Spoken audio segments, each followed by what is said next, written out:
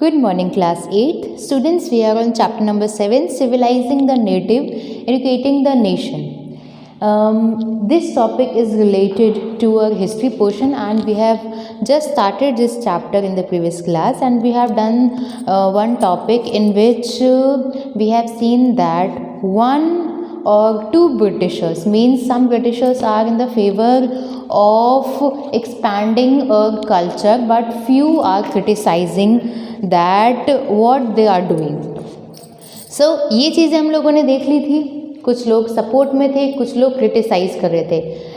Support जो कर रहे थे उनको हम लोगों ने कल की क्लास में देख लिया था. अब जो क्रिटिसाइजेशन कर रहे हैं उनको हम आज की क्लास में देखेंगे. So our today's topic is grave errors of the East. So let's start with this topic. From the early 19th century many British officials began to criticize the Orientalist vision of learning. Orientalist कौन होते हैं? जिन्हें Asia के बारे में या फिर Asia की लैंग्वेज एंड कल्चर के बारे में डीप नॉलेज होती है. तो जो कुछ ब्रिटिश ऑफिशियल्स थे वो इन ओरिएंटलिस्ट जिन्हें नॉलेज है उनको क्रिटिसाइज कर रहे थे. क्यों?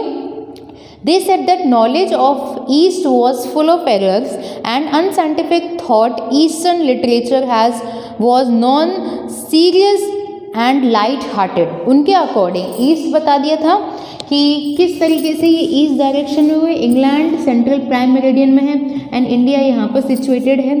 तो इस वजह से इंडिया क्या हो गया? ईस्टर्न डायरेक्शन में हो गया इनके अकॉर्डिंग. तो ये क्या है? पूरा एशिया, ये वाला जो पार्ट है एशिया का पार्ट है.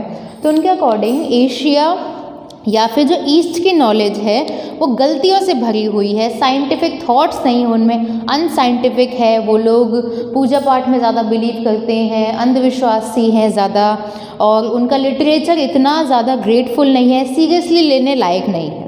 So they argued that it was wrong on the part of British to spend so much effort to encouraging the study of Arabic and Sanskrit language and literature. So इसीलिए उन्होंने बोला, जो British officer जो criticise कर रहे थे कि एकदम वेस्ट है टाइम, अपना टाइम वेस्ट करना हुआ इन लोगों के जो कल्चर है, इन लोगों के जो लैंग्वेज है उसको एक तरीके से प्रमोट करना, एफर्ट्स डालना कि इस चीज़ों को, इन चीज़ों की स्टडी की जाए, एनकरेज किया जाए लोगों को. एकदम बेकार है, बकवास. Now the second paragraph, James मिल. यहाँ पे मैंने दो नाम इंक्लूड किए हैं. अभी इन दोनों नामों के बारे में देखेंगे कि इन दोनों का किस तरीके से कंट्रीब्यूशन रहा था. James mill was one of those who attacked the orientalist. ये उन दो मतलब उन लोगों में से शामिल है, उन लोगों में शामिल है जो ओरिएंटलिस्ट, बता दी थी ओरिएंटलिस्ट की डेफिनेशन, जो कि एशिया के कल्चर एंड उसके बारे में नॉलेज रखते थे. तो जो जेम्स मिल हैं वो उन कुछ लोगों में से थे जो इन ओरिएंटलिस्ट पर अटैक करते थे. मारना नहीं है यहाँ पर, अटैक करने से मतलब अपनी बातों से, अपने विचारों से अटैक करते थे. The British effort he declared should not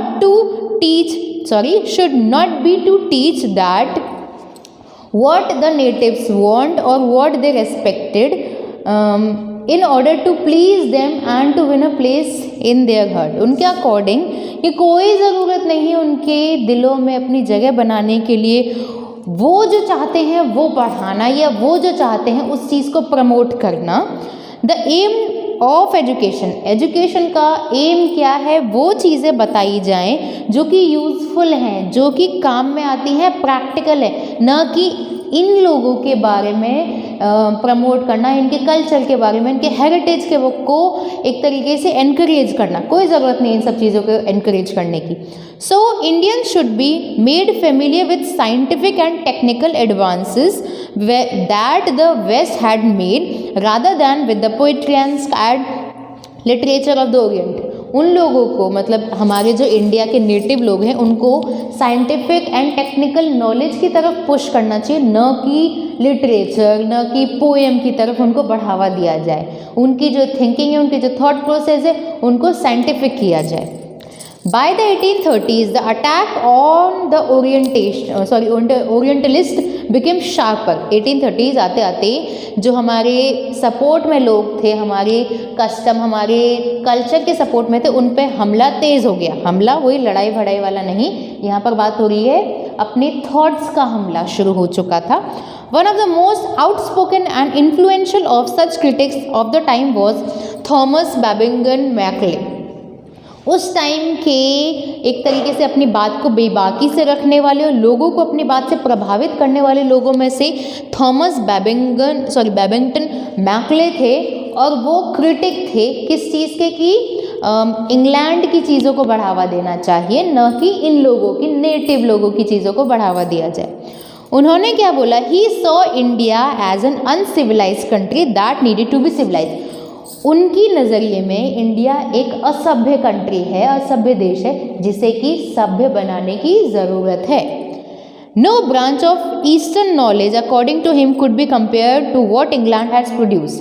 उनके हिसाब से जो इंडियन लैंग्वेजेस कहीं नहीं ठहरती है, मतलब कोई ब्रांच हमारी एजुकेशन की इंग्लैंड के एजुकेशन के सामने ठहरती नहीं है। अपनी एजुकेशन को बहुत ज़्यादा सुपीरियर मानते थे। उनके हिसाब से हु कुड डिनाई, मतलब कौन इस बात से मना करेगा। उन्होंने एक बात बोली कि इंग्लैंड की एक शेल्फ, मतलब इंग्लैंड की लाइब्रेरी की एक शेल्फ हमारी सारी की सारी नॉलेज जो है ना हमारे कल्चर की, उसके बराबर भी नहीं। उन्होंने बोला a single shelf of a good European library was worth the whole native literature of India and Arabia. मतलब एक शेल्फ, उनकी एक शेल्फ हमारे पूरे के पूरे नॉलेज के बराबर है। वर्थ मतलब उन इंग्लैंड की शेल्फ ज़्यादा यूज़फुल है। तो इस तरीके से उन्होंने अपने लिटरेचर को ज़्यादा priority the. He urged that the British government in India stop wasting public money in promoting Oriental learning, for it was no practical use. उन्होंने गवर्नमेंट को एक तरीके से बोला, कहा कि क्यों, क्या ज़रूरत है पब्लिक का पैसा इन लोगों की, मतलब इन चीज़ों पे बहाने से, ओरिएंटल लर्निंग पे बहाने से, जबकि इसको कोई प्रैक्टिकल यूज़ ही नहीं है। क्या काम की आएगी पोएट्री, क्या काम की आएगी अरेबिक या फिर पर्शियन लैंग्वेज, ठीक है। कोई ज़रूरत नहीं है इन लोगों को प्रमोट करने की, इनके लैंग्वेजेस को, इनके कस्टम को प्रमोट करने की। With great energy and passion Macaulay emphasise the need to teach English languages. उन्होंने पैशन और एनर्जी के साथ, मतलब एकदम वो जुट गए कि लोगों को क्या सिखाना है, लोगों की नीड क्या है, एक तरीके से लोगों को इंग्लिश लैंग्वेज सिखानी चाहिए। He felt that knowledge of English would allow Indians to read some of the finest literature of the world had produced. It would make them aware of the developments in Western science and philosophy. उनके हिसाब से अगर हम लोग, मतलब Indians, English language सीख सकते हैं, सीख जाते हैं, तो हम लोग दुनिया के बेहतरीन लिटरेचर को पढ़ सकेंगे जो कि इंग्लिश लैंग्वेजेस में है।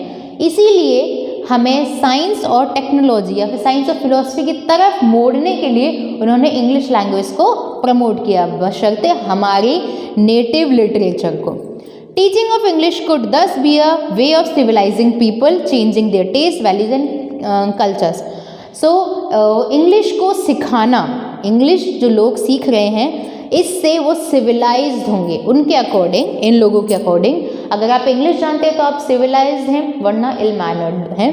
आपके टेस्ट चेंज होते हैं, आपके मैनर्स चेंज हो जाते हैं, आपके कल्चर्स चेंज हो जाते हैं इंग्लिश लैंग्वेज सीखने से। Following Macaulay's minute the English Education Act of 1835 was introduce. So Macaulay के एक तरीके से इन्फ्लुएंस की वजह से क्या होता है, इंग्लिश एजुकेशन एक्ट पास हो जाता है। English Education act 1835, yes 1835, you have to underline this line, English Education Act.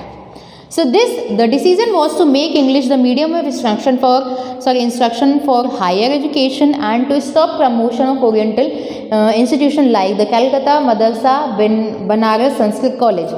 English ये जो डिसीजन था इस एक्ट का, the decision was to take, क्यों लिया गया, ताकि इंग्लिश को एक मीडियम के तौर पर हायर एजुकेशन में यूज़ किया जा सके। जो हमारे बनारस में हिंदू कॉलेजेस हैं, हिंदू कॉलेज खोले गए थे, पिछले क्लास में बताया था, एंड जो मदरसा खोले गए उनको बंद किया जाए, क्योंकि ये कोई फ़ायदेमंद नहीं है, ये एक तरीके से अंधेरे की तरफ ले जा रहे, temple of darkness. These institution were seen as temples of darkness that were falling themselves into decay. English textbooks now began to produce for schools. वो जो मदरसे हैं और जो कॉलेजेस हैं वो अंधेरे की तरफ लेके जा रहे हैं, और इंग्लिश लैंग्वेज ही है जो हमें उजाले की तरफ लेके जाएगी। लास्ट लाइन में ये लिखा गया कि टेक्स्ट बुक्स भी एक तरीके से इंट्रोड्यूस कर दी गई थी स्कूल्स के अंदर। नाउ इस टॉपिक से और पिछली क्लास के टॉपिक से हम लोग ये कंपैरिजन देख सकते हैं कि ब्रिटिशर्स थे हम बोलेंगे उनके दो थॉट प्रोसेस थे। एक तो जो लोगों का भला करना चाहते थे, उनके दिल में जगह बनाना चाहते थे। एक थे नहीं, कोई ज़रूरत नहीं, आपकी चीज़ें बकवास है, आप लोग हमारी चीज़ सीखिए। तो हम लोगों ने एक तरीके से कंपैरिजन देख लिया दो थॉट प्रोसेस का। So that's it for today's class. In the next class, we will discuss education for commerce. Thank you.